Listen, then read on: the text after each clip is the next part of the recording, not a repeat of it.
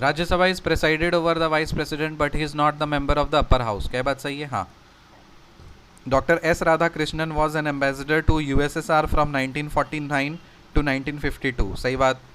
VV Giri was the high commander of Sri Lanka from 1947 to 1951।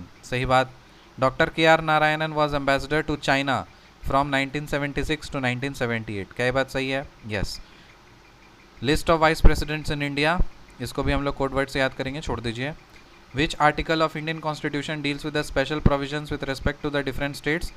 371 से 371 जे। 371 B ये आसाम से related है।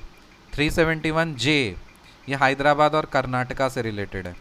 371 ये महाराष्ट्र और गुजरात से रिलेटेड है।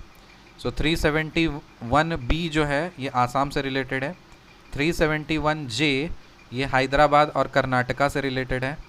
371 ये महाराष्ट्र और गुजरात से रिलेटेड है। Bihar was never granted the special category status. हाँ बिल्कुल सही है। झूठा वादा बोल बोल करके गोभी जी ने उल्लू बनाया। विच article of the constitution provides that every state shall endeavor to provide an adequate facility for instruction in mother tongue at primary stage of education? 350 का A. Which article of constitution provides that every state shall endeavor to provide an adequate facility for instruction in mother language at primary stage of education? mother language का introduction किस में हुआ था? 350 का A में। Bodo is a recognized language in the 8th schedule of the constitution। सही बात। According to Article 343, Hindi is the official language of Union but not the national language। ये यूनियन का ऑफिशियल लैंग्वेज है हिंदी, लेकिन national language नहीं है 343 से। According to the Article 344 of the Indian Constitution, the first official language commission was established in 1955 under the chairmanship of B.G. Kher। B.G. Kher।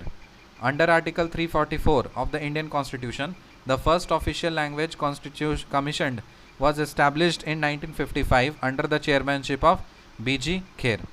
Which language was added in the 8th schedule of the Constitution in 2003? Santhali। Which language was added in 8th schedule of the Constitution in 2003? Santhali। Which language was added in the 8th schedule of the Constitution in 2003? Santhali।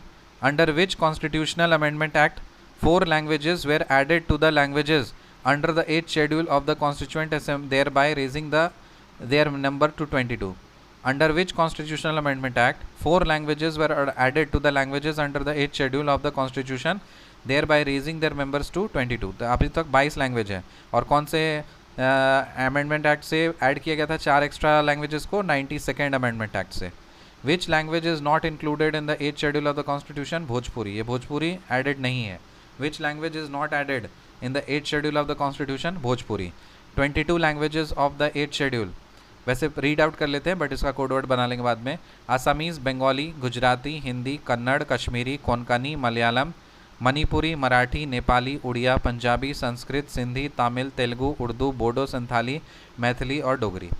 Which article of the Indian Constitution provides the procedure for adoption of official language or languages of the state? 345। Which state has given the Sanskrit language status of the second official language? Which state has given the Sanskrit language status of second official language? Second official language Uttarakhand, ये उत्तराखंड का संस्कृत है और बिहार का क्या है? उर्दू है। Brahui is the language of Baluchistan but from philological aspect it is a language of Dravidian family। जो ब्राहुई है ये बालूचिस्तान का लैंग्वेज है, लेकिन फ्रॉम फिलोलॉजिकल एस्पेक्ट से ये द्रविडियन फैमिली का लैंग्वेज है। क्लासिकल लैंग्वेजेस ऑफ इंडिया 6 हैं: तमिल, तेलुगु, उड़िया, संस्कृत, कन्नड़, मलयालम। तमिल, तेलुगु, उड़िया, संस्कृत, कन्नड़, मलयालम। 6 क्लासिकल लैंग्वेजेस हैं भारत के: Tamil, Telugu, Odia, Sanskrit, Kannada, Malayalam. The members of the Constituent Assembly were elected by the members of the Legislative Assembly of the provinces on the basis of indirect elections and not on the basis of universal adult franchise। क्या ये बात सही है? हाँ। Universal adult franchise enables all citizens to be involved in the governance of the state based on adult suffrage। बिल्कुल सही बात। Who was the first elected chairman of the Constituent Assembly? Dr. Rajendra Prasad। Who chaired the first meeting of the Constituent Assembly? Dr. Sachidanand Sinha। First elected chairman constituent assembly का कौन था? Doctor Rajendra Prasad. और first meeting किसने chair किया था constituent assembly का? सच्चिदानंद सिन्हा ने। Constituent assembly of India was established on 9 दिसंबर 1946। कॉन्स्टिट्यूएंट असेंबली जो है वो कब एस्टैब्लिश हुआ था? 9 दिसंबर 1946 को। The resolution for giving a constitution to India was adopted on the constituent assembly on 22 January 1947। 22 January 1947। The resolution for India for giving a constitution to India was adopted by the Constituent Assembly on 22nd January 1947.